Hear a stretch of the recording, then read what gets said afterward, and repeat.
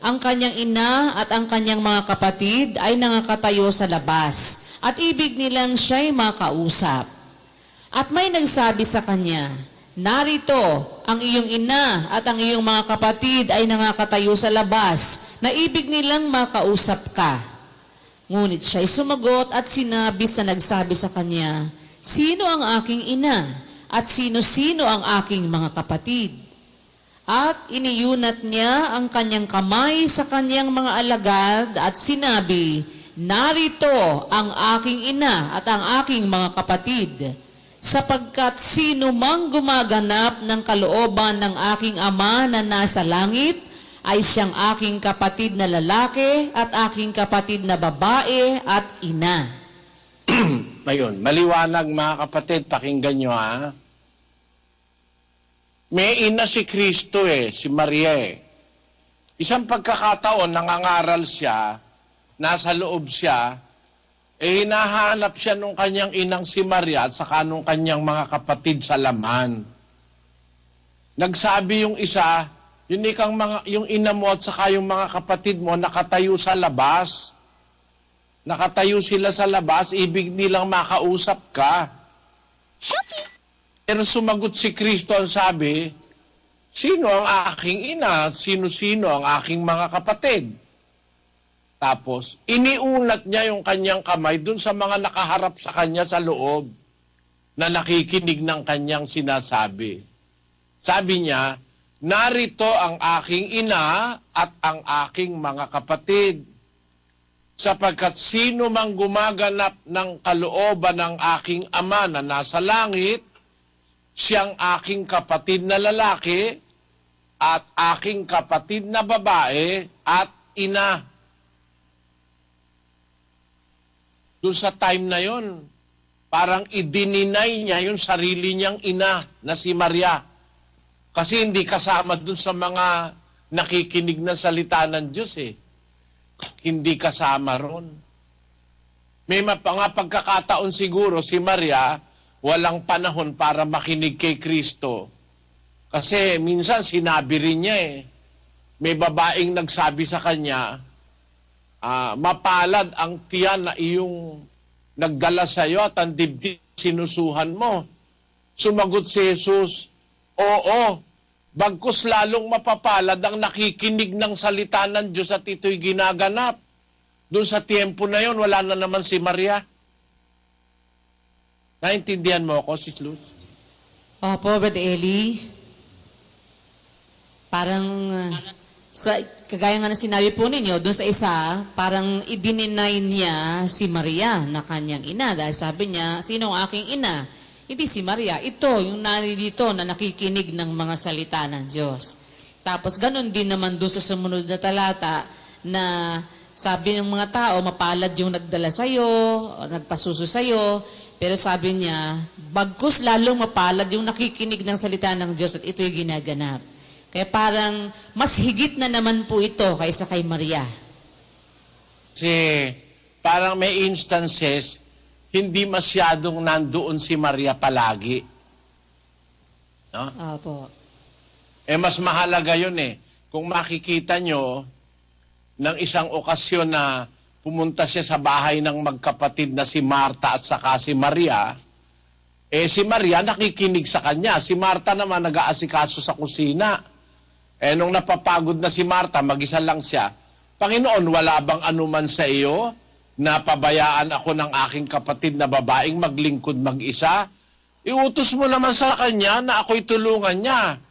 Pagsagot ni Kristo, sinabi sa kanya, "Marta, Marta, naliligalig ka sa maraming paglilingkod, nababagabag ka sa mga maraming bagay. Datapot isang bagay ang kailangan, sapagkat pinili ni Maria ang lalong magaling na bahagi, yung makinig ng salita ng Diyos. At ito'y hindi aalisin sa kanya." Sa mga talatang ito, mapapaghinuha natin, maiisip natin mga kapatid, na ang kinikilala ni Kristong mas higit na bagay na mabuti,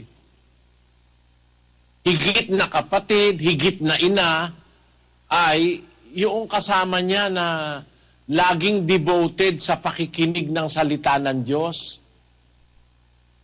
at ginaganap ang salita ng Diyos.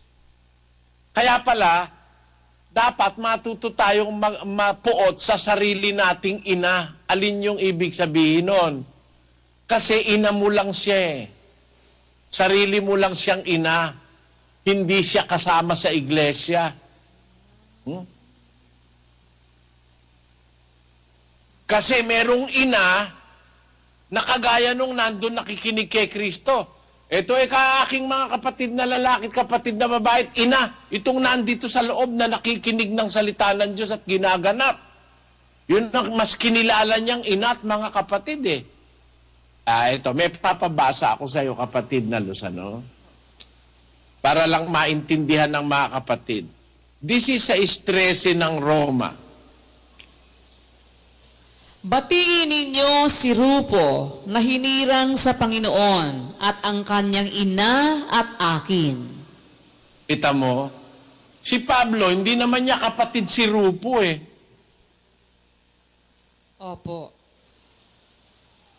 Kasi sa pangalan pa lang nitong si Rupo eh, Romano ito eh. Si Pablo'y Hudyo eh. Pero ang sabi ni Pablo, batiin ninyo si Rupo na hinirang sa Panginoon at ang kanyang ina at akin. Inaari ni Pablong ina niya yung ina ni Rupo. Bakit? Yung ina ni Rupo, pwedeng ituring na ina ng mga kapatid sa iglesia eh. Amen po. Salamat sa Diyos, ang nanay ko ganon, Sis Luz. Opo. Ina ko, pero hindi ko sariling ina. Ina rin ang mga kapatid na kinupkup niya samantalang nabubuhay siya. Amen po. Naintindihan mo yung kapatid na Mel? Opo, awa ng Diyos kapatid na Eileen. Ngayon ko lang po narinig ito na yung pagkakaroon ng ina, mayroong ina, sariling ina na ina lang nung anak. Pero may ina. Hindi bahagi ng iglesia. Opo. Pero merong ina, hindi mo pwedeng sabihin sarili mong ina. Kasi ina rin ng mga kapatid. Ibig sabihin, umaakto siya na parang ano siya, yung bahagi siya ng iglesia. Kung siya man ay ina, ina siya ng iglesia. Kung siya man ay ama, pwedeng ituring siya ng mga kapatid na ama, na hindi sariling ama nung may ama lang sa kanya. Naintindihan mo ba yon? Mahirap yata yung paliwanag yun, kapatid na Dani eh. Opo, kapatid na Eli. Napakabago po nito na parang nakatutuwang isipin na ganun po pala ang kahulugan noon na ang ina mong sarili, ina mo lang yon, palalo na kung hindi naman bahagi o sangkap ng iglesia. Pero pag yung palang isang babae, kahit hindi mo siya ina sa laman, at siya ay inang kasangkap ng iglesia at tumutupad ng salita ng Diyos, at ikaw ay tumutupad din, ina mo rin po pala siya, ganun kapatid na Eli. Salamat po sa Diyos. Kaya nga ang sabi ni Kristo kay Juan eh, hindi naman niya kapatid si Juan na apostol eh. Yun ang minamahal niyang apostol, si Juan. Nung mamamatay na siya sa krus, sabi niya kay Maria, sabi niya, babae, ang iyong anak. Sabi niya, anak, ang iyong ina. O, hindi ba? Basahin mo yon, Sis Luz. 19:25 ng Juan. Ang mga bagay ngang ito ay ginawa ng mga kawal. Datapwat nakakatayo sa piling ng krus ni Jesus ang kanyang ina at ang kapatid ng kanyang ina, na si Maria na asawa ni Cleopas at si Maria Magdalena. Pagkakita nga ni Jesus sa kanyang ina at sa nangakatayong alagad na kanyang iniibig, ay sinabi niya sa kanyang ina, babae, narito ang iyong anak. Nang magagayoy, sinabi niya sa alagad, narito ang iyong ina.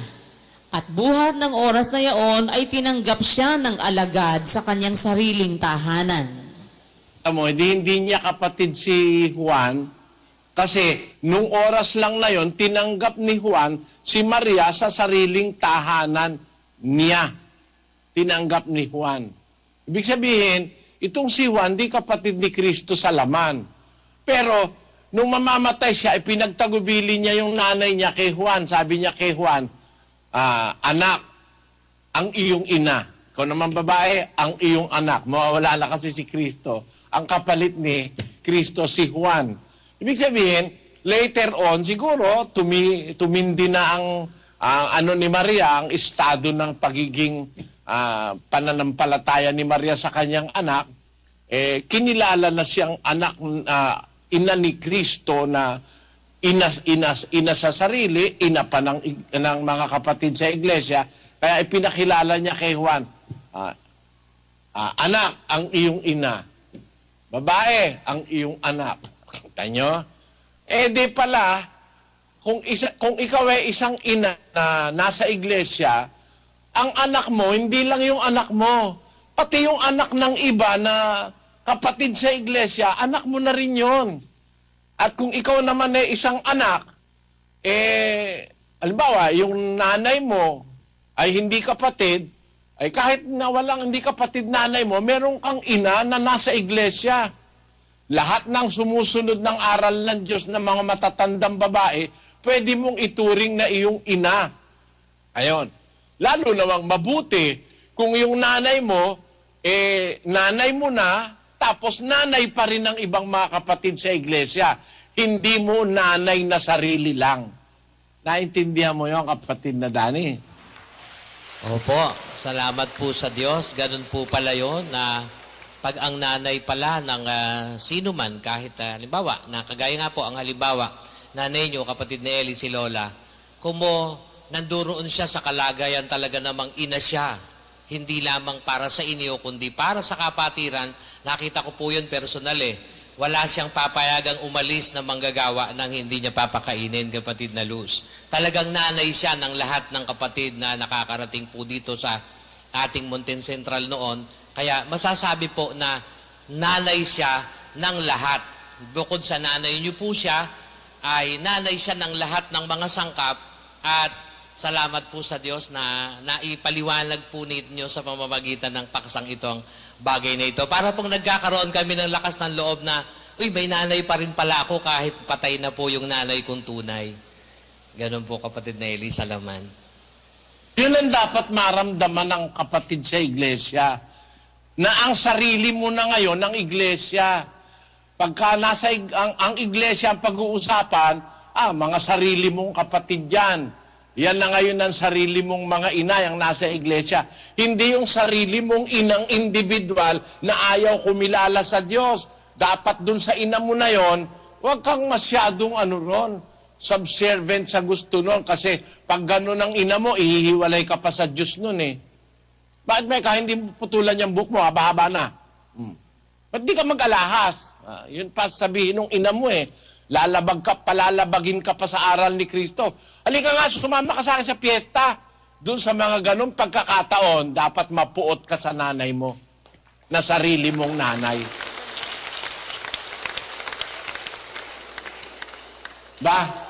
Nakakatisod yan sa mga hindi kapatid. Luz.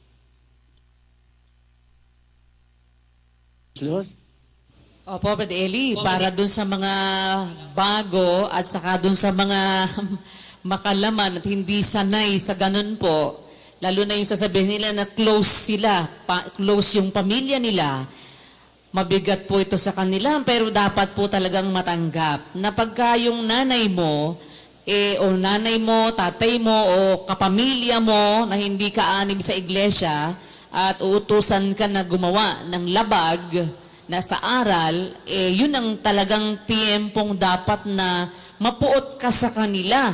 Kasi pag hindi ka mapupuot sa kanila sa tiempo na yon, gagawa ka ng labag. Susunod ka sa sinasabi nila. Pag niyaya ka sa piyesta, hindi ka napupuot sa nanay mo o sa tatay mo o kapatid mo, sinabi sa iyo na, sumama ka sa amin sa piyesta, hindi ka napuot sa kanila sa tiempo na yon, sasama ka sa piyesta, kakain ka ng handa sa piyesta, yun, mapapahamak ka. Ganun po yun. Ngayon, para wag namang matisod yung mga hindi nakakaintindi, ano ba kahulugan ng salitang mapuot? Mapuot ka sa sarili mong ina, sarili mong ama, sarili mong kapatid, mapuot ka.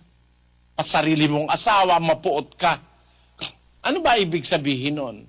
Pakinggan nyo sa 8:13, ito mas malapit sa Hebreo sa Hebreo, yung original na salitang ginamit, mas malapit ito. 8:13 ng Kawikaan, sislo sa bagong ang Biblia. Ang takot sa Panginoon ay pagkamuhi sa kasamaan.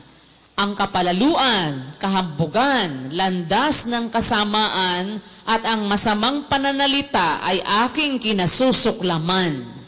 Yung mapuot o mamuhi, mapuot, ang kahulugan nun, kung may takot ka sa Diyos, mapopoot ka, hindi dun sa tao.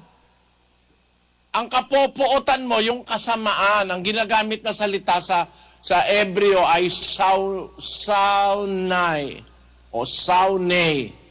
Ang kahulugan ng saunay is to hate. To hate. Mapuot, mamuhi. Alin ang kapopuotan mo? Yung laman ng nanay mo? Yung pagkatao ng nanay mong sarili mong ina, sarili mong ama? Yun bang pagkatao nila ang kapopuotan mo? Hindi. Yung kasamaan na ginagawa nila, yun ang kapopuotan mo. Halimbawa, sabi ng nanay mo, bakit hindi ka na lang mag-hostess?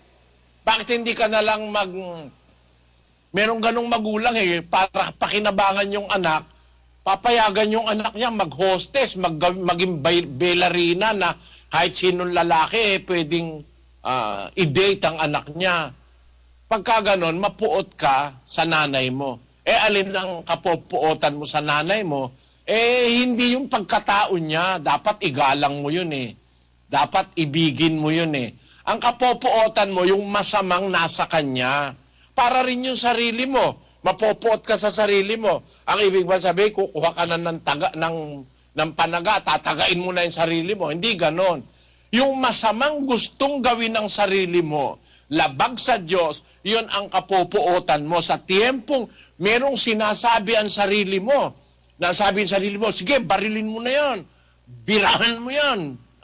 Sabi ng sarili mo, dinidiktahan ka ng demonyo. Doon sa tiempo na yon, yung naramdaman ng sarili mong masama, yun ngayon ay kapuotan mo. Pero yung sarili mo siyempleng laman, hindi yun ang kapopuotan mo. Di ba ang bagong tipan nagsasalita ng salitang espiritual? Pag sinabi mong kapuotan ng iyong sarili, ang ginawa mo, kumuha ka ng baril, binaril mo sarili mo, sira ulo mo. Di ba? Yung kapuotan ng sarili, kapuotan ng sariling ina, kapuotan ng sariling ama, kapuotan o kamuhian ng sariling kapatid, pagka yung ginagawa na nila'y masama, yayayain ka ron, huwag kang sasama. Pag pinagagawa ka na ng labag sa aral ng Diyos, kahit nanay mo pa, tatay mo pa, huwag mong gagawin. Maliwanag ba yon, kapatid na Dani?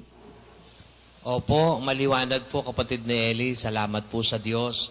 Ngayon po ay parang naibsan din po yung alalahanin namin na paano nga ba ipapaliwanag? Napakaganda po nito na ang kahulugan pala nung mapupuot ka sa iyong sarili o sa iyong ina, hindi yung personal niya ang kapopuotan mo. Dapat igalang pa nga po yun Bilang nagluwal sa'yo, may utang na loob, ibigin yun, yung kanyang pagkataong yun, yung kanyang katawan.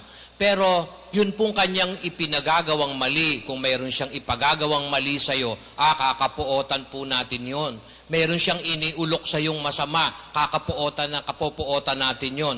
Gaya din po ng ating sarili, madalas pagkakataon nga po, kapatid Nelly, kahit sa sarili ko po, parang may nagsasabi na, gawin mo ito, masama. Doon po pala dapat sa tiempong yun, ready po dapat tayo na kapuotan mo agad yung sarili mo or else mai-entertain po natin siya. Kaya kailangan agad may nakahandang puot doon, oy, mali ang gagawin kong yan. Inuulo kang, baril mo yung mga luko-luko na yan. Dapat kapuotan natin yung dikta na yon dahil yun po ay hindi ayon sa kasang-ayon ng kalooban ng Diyos, kundi ang ipanlalaban nun, yung puot na utos ng Diyos dun sa gawang masama.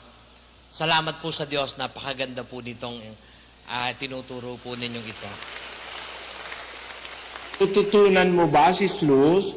Opo, awa ng Diyos, Brad Eli, naintindihan po namin. Yun nga, parang nung araw, parang vague, parang paano nga ba ibig sabihin nung kapuotan mo yung... Bagaman, tinuturo nyo na po itong sitas na to dati, pero mas maganda po ngayon, mas maliwanag ngayon, na naintindihan namin yung kahulugan po nito, na kapupuotan mo yung sarili mo sa paraan na hindi mo sasaktan yung sarili mo. O kaya magpapakamatay ka, magsusuicide ka, hindi. O hindi, yung gusto ng sarili mo, pag mali, pag labag na sa aral, kailangan kapuotan mo yung sarili mo, kontrolin mo yung sarili mo, magalit ka sa sarili mo para hindi mo magawa yung bawal na gagawin mo sana. Ganon din yung pag ang magulang mo, yung ama mo o ina, kapupuotan mo sila, hindi dahil puot ka sa kanilang pagkatao. Hindi po ganon. Hindi yung lalapastanganin mo sila dahil puot ka sa kanila, papatayin mo sila, hindi. Hindi mo lang gagawin yung ipinapagawa nila. Na kahit na magalit pa sila sa'yo, okay lang. Basta hindi mo lang gagawin yung ipinapagawa nilang masama na alam mong lalabag ka sa aral pag ginawa mo yon.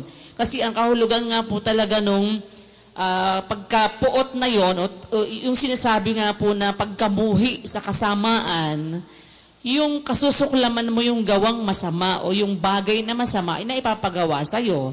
Yung sa ginagawa nilang masama, doon ka magagalit. Hindi sa kanilang pisikal o sa kanilang pagkatao. Ganun po. Ang katunayan, Sis Luz, na hindi yung pagkatao, yung tao ang kapupuotan mo mismo, kundi yung kanilang masamang ginagawa, yung masamang nasa kanila, yun ang kapupuotan mo. Yung mali, yung kalikuan, yung hindi katwiran na nasa kanila, yun ang kapupuotan mo. Anong katunayan? At hindi yung pagkatao. Pakinggan nyo, sa 6:35 ng Lucas.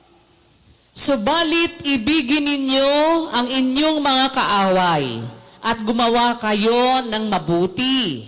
Magpahiram kayo na hindi umaasa ng kapalit. Malaki ang magiging gantimpala ninyo at kayo'y magiging mga anak ng kataas-taasan sapagkat siya'y mabait sa mga di mapagpasalamat at sa masasama. Ang Diyos mismo mabait kahit sa hindi mapagpasalamat at saka mga masasama Mabait siya sa kanila, kaya pinapakain sila kahit masasama sila Pinapasikatan sila ng araw O di ba? Pinapaulanan sila kahit masama. Dahil hindi galit ang Diyos doon sa kanilang pagkatao. Galit lang ang Diyos doon sa kanilang gawang masama. Naintindihan mo, Sis Luz? Opo, awa ng Diyos, naintindihan po namin. Yun ang karakter ng Diyos na kahit na masama, kahit nga po yung mga napopuot sa Kanya, kahit nga mga ateista, pagka sumikat ang araw, pati sila nasisikatan ng araw, nauulanan din yung bukid nila. Pinapakain din sila ng Diyos, nabubuhay din sila, hindi naman sila namamatay. So, mahal din sila ng Diyos, yung kanilang pisikal, yung kanilang pagkatao. Mahal din po ng Diyos yun. Kaya lang, yung ginagawa nilang masama, ay napupot ang Diyos doon. Yan po. Doon nagagalit ang Diyos sa kasamaan, hindi doon sa tao mismo.